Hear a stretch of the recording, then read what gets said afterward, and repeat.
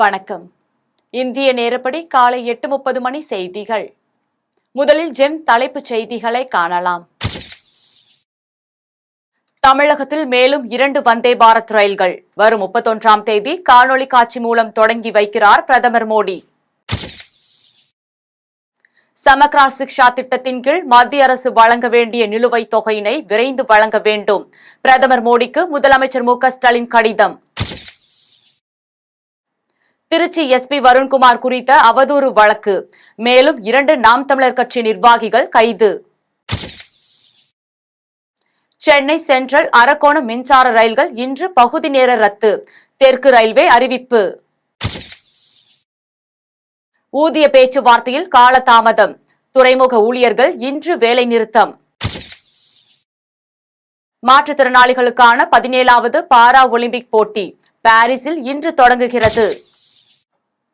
இனி விரிவான செய்திகளை காணலாம். நாகர்கோவில், சென்னை, எழும்பூர் மற்றும் மதுரை, பெங்களூர் கண்டோன்மெண்ட் இடையே புதிய வந்தே பாரத் ரயில் சேவையை வரும் 31ஆம் தேதி பிரதமர் மோடி காணொலி காட்சி மூலம் தொடங்கி வைக்கிறார்.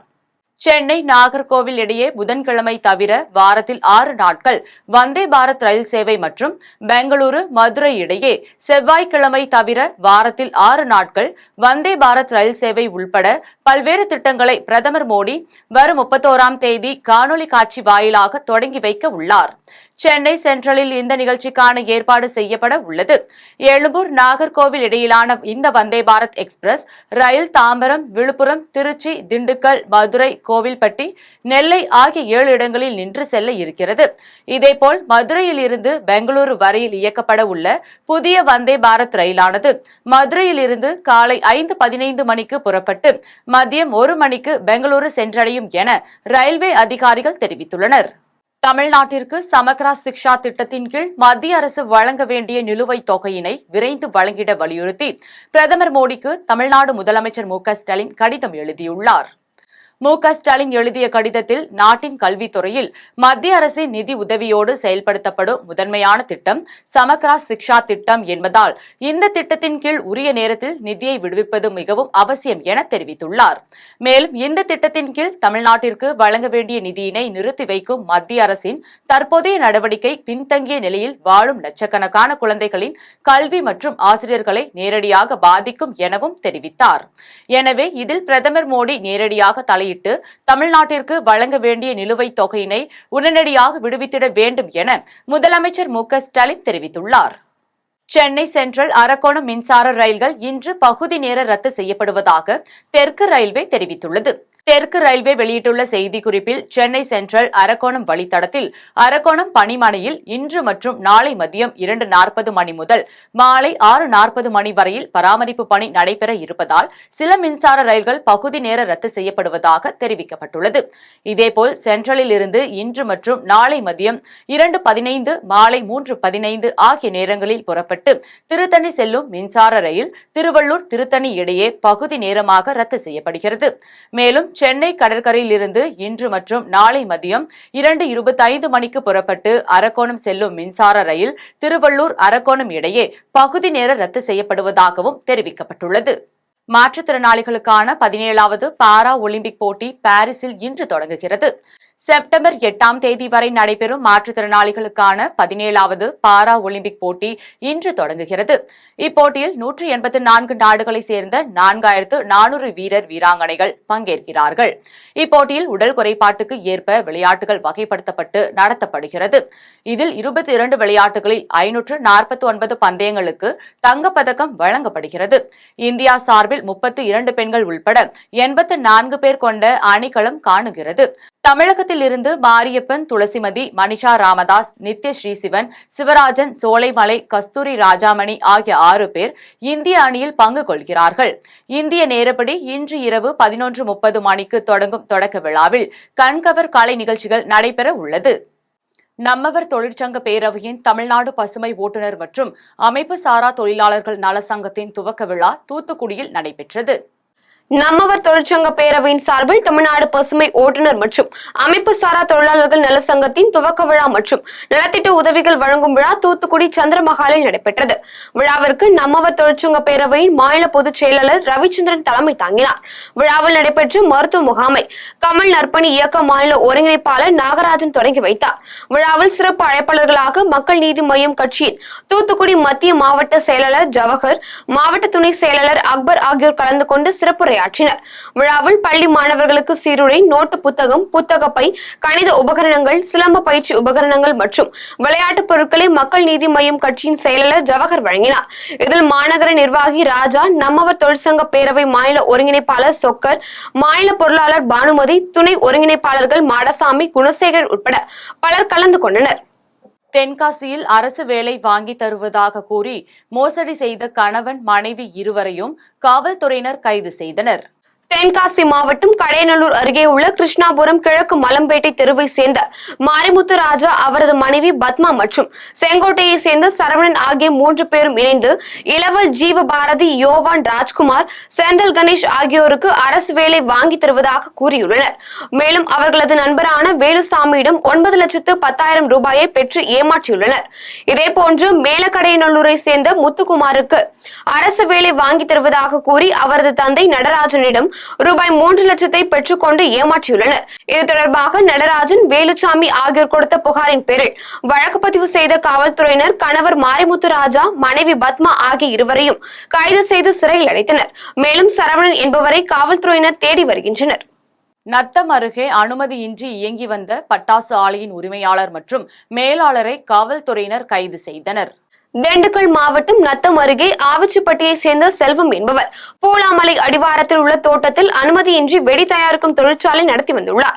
இந்த ஆலையில் அருண் பிரசாத் என்பவர் மேலாளராக பணியாற்றி வந்துள்ளார். இந்நிலையில் இந்த ஆலையில் எதிர்பாராத விதமாக ஏற்பட்ட வெடி விபத்தில் கண்ணன் மற்றும் முனீஸ்வரன் ஆகிய இருவர் உடல் சிதறி உயிரிழந்தனர். இதுகுறித்து தகவல் அறிந்து சம்பவ இடத்திற்கு வந்த நத்தம் காவல்துறையினர் இருவரின் உடல் பாகங்களையும் பிரேத பரிசோதனைக்காக திண்டுக்கல் அரசு மருத்துவமனைக்கு அனுப்பி வைத்தனர். இதனைத் தொடர்ந்து ஆலை உரிமையாளர் செல்வம் மற்றும் ஆலை மேலாளர் அருண் பிரசாத் ஆகியோரை கைது செய்து விசாரணை நடத்தி வருகின்றனர்.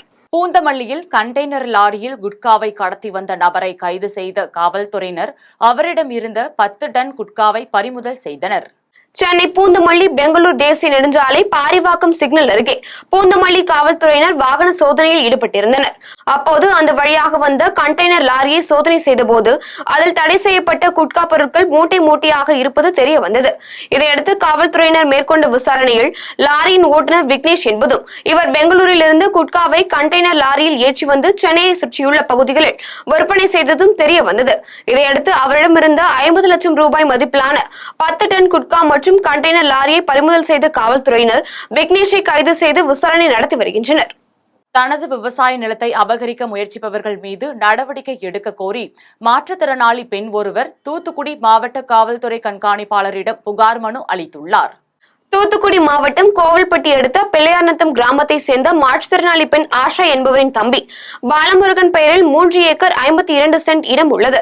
இந்த இடத்தின் ஒரு பகுதியை ஆஷாவின் வீட்டு அருகே உள்ள லீலாவதி என்ற பெண்ணுக்கு குத்தகைக்கு கொடுத்துள்ளனர். அப்போது குத்தகை எடுத்து விவசாயம் செய்து வந்த லீலாவதி விவசாய இழப்பீட்டிற்காக இன்சூரன்ஸ் நிறுவனத்தில் காப்பீடு செய்த ஆவணம் மூலம் குத்தகை காலம் முடிந்த பின்பும் அந்த இடத்தை ஆக்கிரமிப்பு செய்ய முயன்றுள்ளார். மேலும் தங்கள் பெயருக்கு இடத்தை எழுதி தர வேண்டும் என ஆஷாவை மிரட்டியதாகவும் கூறப்படுகிறது. இது குறித்து பாதிக்கப்பட்ட ஆஷா நாலாட்டின் புதூர் காவல் நிலையத்தில் லீலாவதி மீது புகார் அளித்தார். இதனை அறிந்த லீலாவதியின் உறவினர்கள் அந்தோணி அம்மாள், மஞ்சுளா, அனிதா, ராஜு ஆகியோர் ஆஷாவை தாக்கி கொலை மிரட்டல் விடுத்ததாகவும் தெரிகிறது. இதையடுத்து பாதிக்கப்பட்ட ஆஷா தங்கள் இடத்தில் விவசாயம் செய்ய பாதுகாப்பு வழங்க வேண்டும் எனவும் தாக்குதலில் ஈடுபட்ட லீலாவதி மற்றும் அவரது உறவினர்கள் மீது நடவடிக்கை எடுக்க வேண்டும் எனவும் கூறி தூத்துக்குடி மாவட்ட காவல் கண்காணிப்பாளரிடம் புகார் மனு அளித்துள்ளார். லீலாவதியும் அவங்களோட தங்கச்சி மஞ்சுளா, அந்தோணி அம்மாள், அனிதா, ராஜ் இவங்கெல்லாம் எங்களை ரொம்ப டார்ச்சர் பண்ணுறாங்க. அந்த விவசாய நிலத்தை நாங்கள் அடிக்க விட மாட்டோம் அப்படின்னு சொல்லி ரொம்ப பிரச்சனை பண்ணுறாங்க. எங்களை மிரட்டுறாங்க, கொன்றுவோன்னு சொல்லியெல்லாம் மிரட்டுறாங்க. அதனால போலீஸ் எங்களுக்கு பாதுகாப்பு கொடுக்கணும். அந்த விவசாய நிலத்தை நாங்கள் பாடுபட்டு திரும்ப அதில் நாங்கள் விவசாயம் பண்ணுறதுக்கு எங்கள் கூட இருந்து எல்லாத்தையும் பார்த்து கொடுக்கணும். அதுக்காகத்தான் நான் இப்போ எஸ்பி ஆஃபீஸ்க்கு வந்திருக்கேன். நிலக்கோட்டை ஊராட்சி ஒன்றிய குழு கூட்டத்தில் ஒன்றிய கவுன்சிலர்கள் புகார் தெரிவித்ததால் கூச்சம் குழப்பம் ஏற்பட்டது. திண்டுக்கல் மாவட்டம் நிலக்கோட்டை ஊராட்சி ஒன்றிய குழு கூட்டம் ஊராட்சி ஒன்றிய குழு தலைவர் ரெஜினா நாயகம் யாகப்பன் தலைமையில் நடைபெற்றது.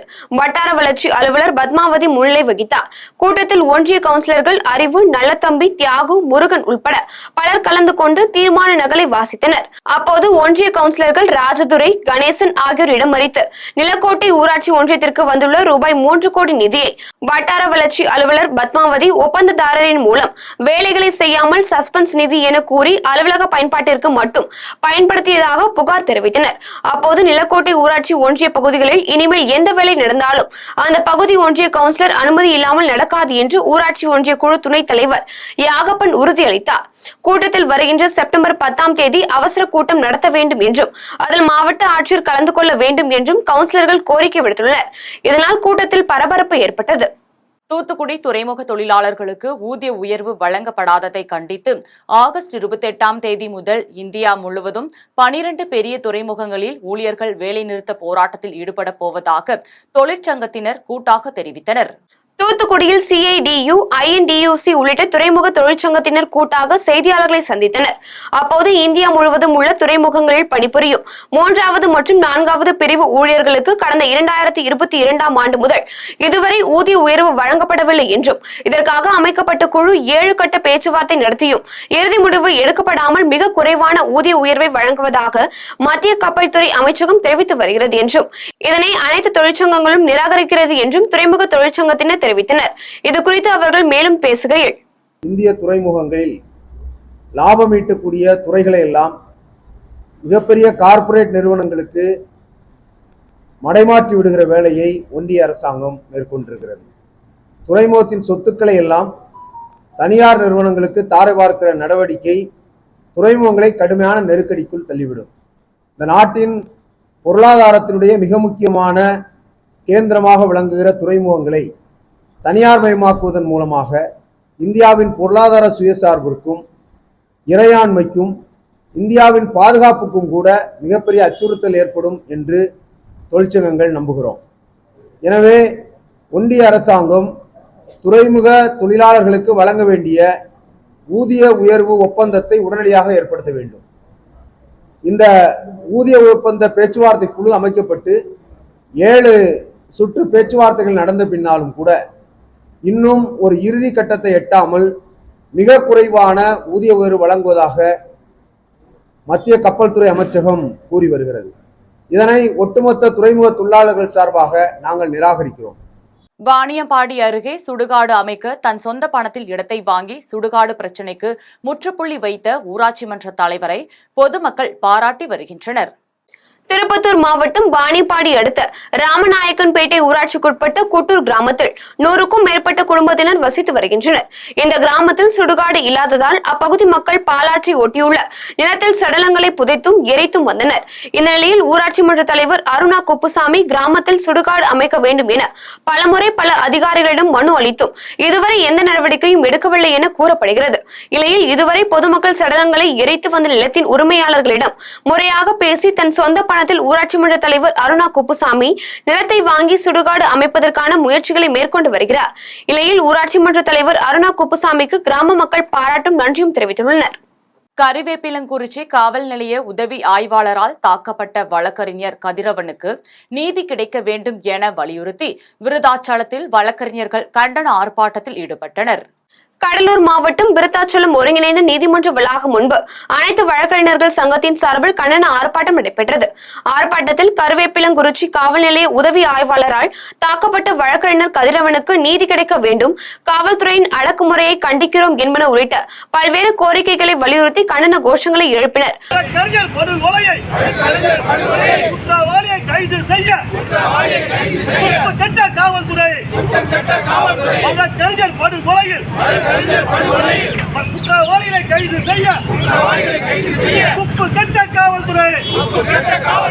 ஆர்ப்பாட்டத்தில் ஏராளமான வழக்கறிஞர்கள் கலந்து கொண்டனர். நாகர்கோவில் அருகே பெண் மருத்துவருக்கு மருத்துவ மேற்படிப்பு சீட் வாங்கி தருவதாக கூறி மோசடி செய்த முன்னாள் பேராசிரியரை காவல்துறையினர் கைது செய்தனர். கன்னியாகுமரி மாவட்டம் நாகர்கோவில் மரவன் குடியிருப்பு பகுதியை சேர்ந்த ஆனந்த் கெனடியின் மகள் MBBS முடித்துவிட்டு மருத்துவராக பணியாற்றி வருகிறார். இவர் மருத்துவ மேற்படிப்பிற்காக முயற்சி செய்த போது முன்னாள் பேராசிரியை ஜான்சி என்பவர் ஆனந்த் கெனடியை தொடர்பு கொண்டு சீட்டு வாங்கி தருவதாகவும் இதற்கு ரூபாய் 23 லட்சம் செலவாகும் என்றும் தெரிவித்துள்ளார். இதையடுத்து பணத்தை பெற்றுக்கொண்ட ஜான்சி கல்லூரியில் சேர்வதற்கான உத்தரவுகளை வழங்கியுள்ளார். அந்த உத்தரவை பெற்று சென்ற போது அவை போலியானது என தெரிய வந்தது. இதுகுறித்து ஆனந்த் கெனடி ஜான்சியிடம் கேட்டபோது இந்த முறை சீட் கிடைக்கவில்லை, அடுத்த முறை கண்டிப்பாக வாங்கி தருவதாக தெரிவித்துள்ளார். இதனால் நம்பிக்கை இழந்த ஆனந்த் கெனடி பணத்தை திரும்ப கேட்டபோது பணத்தை கொடுக்காமல் பேராசிரியை ஜான்சி இழுத்தடிப்பு செய்தார்.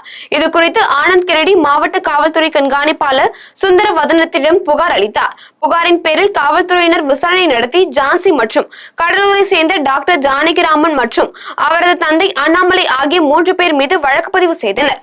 இதில் ஜான்சியை கைது செய்து தக்கலை பெண்கள் சிறையில் அடைத்தனர். மேலும் மற்ற 2 வரை காவல்துறையினர் தேடி வருகின்றனர். கடலூரில் புவனகிரி லயன்ஸ் சங்கம் சார்பில் கண் மற்றும் உடல் தானம் வழங்கிய 26 குடும்பத்தினருக்கு சான்றிதழ் வழங்கப்பட்டது. கடலூர் மாவட்டம் புவனகிரி லயன்ஸ் சங்க தலைவர் பாலசுப்ரமணியன் தலைமையில் கண் தானம் மற்றும் உடல் தானம் வழங்கிய 26 குடும்பத்தினர்களுக்கு பாராட்டு விழா தனியார் பள்ளியில் நடைபெற்றது. விழாவில் சிறப்பு விருந்தினராக கடலூர் அரசு தலைமை மருத்துவமனை கண்காணிப்பாளர் மருத்துவர் அசோக் பாஸ்கர் பங்கேற்று கண் தானம் உடல் தானம் வழங்குவது குறித்து விழிப்புணர்வு ஏற்படுத்தினார். மேலும் 2023-24 ஆண்டுகளில் கண்கள் மற்றும் உடல் தானம் வழங்கிய 26 குடும்பங்களுக்கு பொன்னாடை போர்த்தி பாராட்டு சான்றிதழ் வழங்கியும் நினைவு பரிசு வழங்கியும் கௌரவித்தார். இதில் அரிமா சங்க உறுப்பினர்கள் ரத்தின சுப்பிரமணியன், டிராய் ராஜன், மகாலிங்கம், சேதுராமன், ராஜு உட்பட கண் மற்றும் உடல் கொடை வழங்கிய குடும்பத்தினர்கள் கலந்து கொண்டனர். கோவையில் இரவு நேரத்தில் ஆக்ரோஷமாக ஊருக்குள் புகுந்த ஒற்றை காட்டு யானையால் பரபரப்பு ஏற்பட்டது. தமிழகத்தின் பல பகுதிகளில் காட்டு யானைகள் ஊருக்குள் புகுந்து பொதுமக்களை அச்சுறுத்தும் சம்பவங்கள் அடிக்கடி நிகழ்ந்து வருகிறது. இலையில் கோவை மாவட்டம் தொண்டாமுத்தூர் அருகேயுள்ள நரசிபுரத்தில் இரவு நேரத்தில் ஆக்ரோஷமாக உணவு தேடி ஊருக்குள் வந்த காட்டு யானையை பார்த்து அப்பகுதி பொதுமக்கள் அலறி எடுத்துக்கொண்டு கூச்சலிட்டனர். அதனை கண்டுகொள்ளாத அந்த ஒற்றை காட்டு யானை கம்பீரமாக குடியிருப்பு பகுதிக்குள் நடந்து சென்றது. மேலும் அந்த ஒற்றை காட்டு யானை மீண்டும் மீண்டும் அப்பகுதியில் சுற்றி வருவதால் யானை நிரந்தரமாக வனப்பகுதியில் விரட்ட வனத்துறை நடவடிக்கை எடுக்க வேண்டும் அப்பகுதி மக்கள் கோரிக்கை விடுத்துள்ளனர். பாஜகவின் மத்திய அரசு செயல்படுவதற்கு உறுதுணையாக இருக்கின்ற மாநிலங்களுக்கு மட்டும் பட்ஜெட் ஒதுக்கி ஆட்சி செய்வதாக தருமபுரியில் இளைஞர் காங்கிரஸ் தலைவர் லெனின் பிரசாத் தெரிவித்தார். தர்மபுரி மாவட்ட இளைஞர் காங்கிரஸ் சார்பில் ரைசிங் யூத் நிகழ்ச்சி நடைபெற்றது. நிகழ்ச்சியில் மாநில காங்கிரஸ் கமிட்டியின் இளைஞர் அணி தலைவர் லெனின் பிரசாத் கலந்து கொண்டு உரையாற்றினார். நிகழ்ச்சியை தொடர்ந்து லெனின் பிரசாத் செய்தியாளர்களை சந்தித்து பேசினார். அப்போது பாஜக தலைவர் அண்ணாமலை அரசியல் நாகரிகம் இல்லாமல் தலைவர்களை பற்றி விமர்சனம் செய்து வருகிறார் என்றும் ஜனநாயக வரம்பை மீறி தனிமனித தாக்குதல்களிலும் ஈடுபட்டு வருகிறார் என்றும் தெரிவித்தார். இதுகுறித்து மேலும் அவர் தெரிவிக்கையில், அண்ணாமலை அவர்கள் ஒன்று புரிந்து கொள்ள வேண்டும். தலைநகரத்தோட உச்சத்தில் இருக்கின்றார். அதற்குத்தான் இந்திய மக்கள் சவுக்கடி கொடுத்தார்கள். அதை அவர் புரிந்து நடந்து கொள்ள வேண்டும். தனிநபர்களுடைய தாக்குதலை அவர் நிறுத்திக் கொள்ள வேண்டும். அதே போன்று நாம் தமிழர் ஒருங்கிணைப்பாளர் சீமான் அவர்கள் கடந்த 15 நாட்களாக பார்த்துக் கொண்டே இருக்கின்றோம். திருச்சி மாவட்டத்தினுடைய காவல்துறை கண்காணிப்பாளர் மரியாதைக்குரிய வருண் அவரையும் அவருடைய குடும்பத்தாரையும் அந்த நாம் தமிழர் இயக்கத்தை சார்ந்தவர்கள் தொடர்ந்து அவதூறு சமூக வலைதளங்களிலே அவதூறு பரப்பிக் கொண்டிருக்கின்றார்கள். அவர்கள் மீது தமிழ்நாடு முதலமைச்சர் அவர்கள் கேட்டுக்கொள்வது உரிய விசாரணை நடத்தி அவர்கள் அந்த யார் செய்தார்களோ அந்த தவறை உடனடியாக அவர்கள் எல்லாம் தண்டிக்கப்பட வேண்டும் என்பதுதான் தமிழ்நாடு இளைஞர் காங்கிரஸோட கோரிக்கை. ராமேஸ்வரம் துறைமுகத்திலிருந்து மீன்பிடிக்க சென்ற 4 மீனவர்களின் படகு கடலில் மூழ்கியதில் 2 வரை இலங்கை கடற்படையினர் மீட்டுள்ளனர். ராமேஸ்வரத்தை சேர்ந்த வில்வமூர்த்திக்கு சொந்தமான விசைப்படகு கச்சத்தீவு அருகே மீன்பிடித்துக் கொண்டிருந்த போது பழுது ஏற்பட்டதால் விசைப்படகு மூழ்கியது. இதனை அறிந்த இலங்கை கடற்படையினர் அருகில் சென்று உயிருக்கு போராடி கொண்டிருந்த 2 மீனவர்களை பத்திரமாக மீட்டனர். கடலில் மாயமாகியுள்ள 2 வரை இலங்கை கடற்படையினர் தேடி வருகின்றனர். பழைய குற்றால அருவியை வனத்துறை வசம் ஒப்படைக்க கூடாது என்பதை வலியுறுத்தியும் இது தொடர்பாக போராட்டங்கள் நடத்துவது எனவும் தென்காசியில் அனைத்து கட்சி சார்பில் நடைபெற்ற ஆலோசனைக் கூட்டத்தில் தீர்மானம் நிறைவேற்றப்பட்டது. தென்காசி மாவட்டம் மேற்கு தொடர்ச்சி மலையின் அடிவார பகுதிகளில் அமைந்துள்ள பழைய குற்றால அருவியில் சீசன் காலகட்டங்களில் ஏராளமான சுற்றுலா பயணிகள் விரும்பி நீராடுகின்றனர். இந்த நிலையில் பழைய குற்றால அருவி வனத்துறை கட்டுப்பாட்டில் உள்ளது என பல்வேறு கருத்துக்கள் நிலவி வருகிறது. இந்த நிலையில் பழைய குற்றால அருவி வனத்துறை வசம் ஒப்படைக்க கூடாது என விவசாயிகள், வியாபாரிகள் மற்றும் சமூக ஆர்வலர்கள் உள்ளிட்டோர் எதிர்ப்புகளை தெரிவித்து வருகின்றனர். இந்நிலையில் தென்காசி மாவட்டம் குத்துக்கல் வலசையில் மதிமுக மாவட்ட அலுவலகத்தில் மாவட்ட செயலாளர் ராம உதயசூரியன் தலைமையில் ஆலோசனைக் கூட்டம் நடைபெற்றது. கூட்டத்தில் கம்யூனிஸ்ட், மனிதநேய மக்கள் கட்சி, விடுதலை சிறுத்தைகள் கட்சி மற்றும் சமூக ஆர்வலர்கள் உள்ளிட்டோர் பங்கேற்றனர். அப்போது பழைய குற்றால அருவியை வனத்துறை வசம் ஒப்படைக்க கூடாது என்பதை வலியுறுத்தியும் இது தொடர்பாக போராட்டங்கள் நடத்துவது எனவும் தென்காசியில் அனைத்து கட்சி சார்பில் தீர்மானம் நிறைவேற்றப்பட்டது. ராமநாதபுரம் மாவட்டம் புத்தேந்தல் கிராமத்தில் 38ஆம் ஆண்டு கிருஷ்ண ஜெயந்தி விழாவை பக்தர்கள் கோலாகலமாக கொண்டாடி மகிழ்ந்தனர். ராமநாதபுரம் மாவட்டம் புத்தேந்தல் கிராமத்தில் கிருஷ்ண ஜெயந்தி விழாவை முன்னிட்டு யாதவ சங்கம் மற்றும் யாதவ இளைஞர் பேரவையும் இணைந்த 38வது கிருஷ்ண ஜெயந்தி விழாவை கொண்டாடினர். விழாவில் ஏராளமான இளைஞர்கள் கலந்து கொண்டு வழக்கு மரம் ஏறி தங்கள் திறமையினை வெளிப்படுத்தினர். மேலும் பெண்கள் மியூசிக் சேர், கயிறு இழுக்கும் போட்டியில் பங்கேற்று திறமையை வெளிப்படுத்தினர். விழாவில் அனைத்து போட்டிகளிலும் வெற்றி பெற்றவர்களுக்கு ஊராட்சி மன்ற தலைவர் கோபிநாத் பரிசுகளை வழங்கினார். இதையடுத்து காப்பு கட்டி விரதமிருந்த இளைஞர் ஒருவர் கண்ணனாக வேடமிட்டு உரியடிக்கும் நிகழ்ச்சியில் ஈடுபட்டார். விழாவிற்கான ஏற்பாடுகளை யாதவ சங்கம் மற்றும் யாதவர் இளைஞர் பேரவை மற்றும் அனைத்து மகளிர் மன்றத்தினர் செய்திருந்தனர். இலவச வீட்டுமனை பட்டா, மாதாந்திர உதவித்தொகை, 100 நாள் வேலை திட்டத்தில் மாற்றுத்திறனாளிகளுக்கு பல்வேறு மோசடியில் ஈடுபடும் அதிகாரிகளை கண்டித்து மாற்றுத்திறனாளிகள் நாமம் போட்டு ஆர்ப்பாட்டத்தில் ஈடுபட்டனர். மாற்றுத்திறனாளிகளுக்கு அரசு வழங்கிய இலவச வீட்டுமனை பட்டாவை அளந்து அத்து காட்டாத அரசு அதிகாரிகளை கண்டித்து விருத்தாச்சலம் வருவாய் கோட்டாட்சியர் அலுவலகம் முன்பு கடலூர் மாவட்டம் விருத்தாச்சலம் மாற்றுத்திறனாளிகள் புதுவாழ்வு நல சங்கத்தின் டிசம்பர் 3 இயக்கம் சார்பில் மாற்றுத்திறனாளிகள் நாமம் போட்டு நூதன ஆர்ப்பாட்டத்தில் ஈடுபட்டனர். அப்போது வேப்பூர் வட்டாட்சியர் மற்றும் விருத்தாச்சலம் வட்டாட்சியர் பட்டா வழங்குவதற்கு தாமதம் ஏற்படுத்துகிறார் என்றும் 60% உள்ள மாற்றுத்திறனாளிகள் மனு அளித்தும் சமூக நலத்துறை வட்டாட்சியர் மனுவை தள்ளுபடி செய்து உதவித்தொகை வழங்காமல் அலைக்கழிப்பதாக மாற்றுத்திறனாளிகள் தெரிவித்தனர். ஆர்ப்பாட்டத்தில் கல்வி பயின்ற மாற்றுத்திறனாளிகளுக்கு பணித்தள பொறுப்பாளர் பதவி வழங்க வேண்டும் என்பது உள்ளிட்ட பல்வேறு கோரிக்கைகளை வலியுறுத்தினர். புதுச்சேரியில் பூர்வீக ஆதி திராவிடர்களுக்கு வழங்கப்படும் இடஒதுக்கீட்டு சலுகைகளை புலம்பெயர்ந்த ஆதி திராவிடர்களுக்கும் வழங்க வேண்டும் என்ற நீதிமன்ற உத்தரவை அமல்படுத்த வேண்டும் என விசிக நாடாளுமன்ற உறுப்பினர் ரவிக்குமார் தெரிவித்துள்ளார். விழுப்புரம் நாடாளுமன்ற உறுப்பினர் ரவிக்குமார் புதுச்சேரி துணைநிலை ஆளுநர் கைலாசநாதனை ராஜ் நிவாசில் சந்தித்து மனு ஒன்றை அளித்தார். இதனையடுத்து செய்தியாளர்களை சந்தித்து பேசினார். அப்போது பூர்வீக ஆதி திராவிடர்களுக்கு வழங்கப்படக்கூடிய அனைத்து இட ஒதுக்கீடு சலுகைகளையும் புலம்பெயர்ந்த ஆதி திராவிடர்களுக்கு வழங்க வேண்டும் என்ற உச்சநீதிமன்ற தீர்ப்பு புதுச்சேரியில் நடைமுறைப்படுத்த வேண்டும் என தெரிவித்தார்.